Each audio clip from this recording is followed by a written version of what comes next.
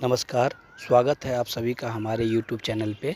वैसे तो ये चैनल मेरी वाइफ़ ऑपरेट करती हैं, बट आज उनकी जगह पे मैंने जो है इस पे कुछ वीडियो डाला है, इसलिए मैं आपके सामने रूबरू हो रहा हूँ। मेरी माताश्री जो कि 60 इयर्स ओल्ड हैं, उनको उनका इलाज करीबन लास्ट 1 ईयर से चल रहा था। सब कह रहे थे कि उनकी पित्त की थैली में जो है वो पथरी है, बट हमने मतलब कई डॉक्टर्स चेंज करने के बाद पता चला कि उनकी पित्त की थैली में वो पथरी नहीं, एक ट्यूमर है जो कि 7 mm का है और उसने कैंसर का रूप पकड़ लिया है। और कैंसर का रूप पकड़ने के बाद ये राम मनोहर लोहिया हॉस्पिटल न्यू दिल्ली में डिटेक्ट हुआ, तो उसके बाद जो है उन्होंने कहा ये ऑपरेटेबल नहीं है। क्यों? क्योंकि वो पूरा फैल चुका है।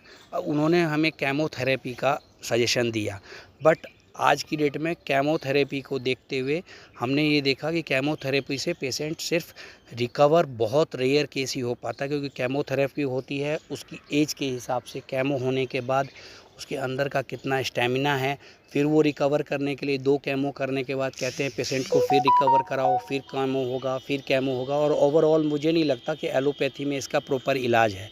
इसलिए हम लोगों ने हमारी माताश्री से डिस्कशन करके हमने एक आयुर्वेद के उपचार में जाने का फ़ैसला किया, जो कि HIIMS हिम्स, जो कि एक मनीष आचार्य जी हैं, उनके द्वारा आयुर्वेद इलाज के द्वारा पंचकर्मा एवं विभिन्न तरह के आयुर्वेद के उपचार के थ्रू, थेरेपी के थ्रू इसका इलाज किया जाता है।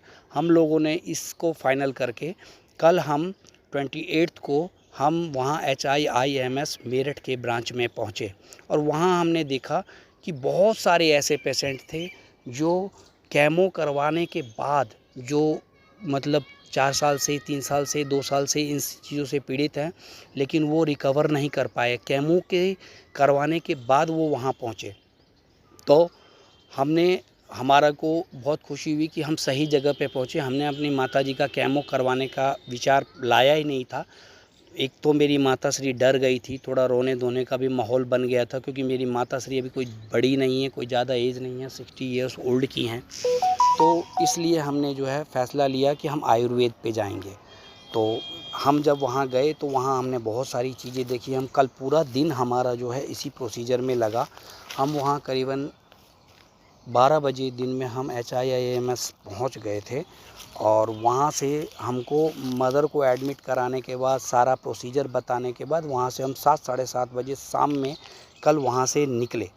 ठीक है, ये इस वीडियो में आपने देख लिया होगा, ये मेरे माताश्री हैं और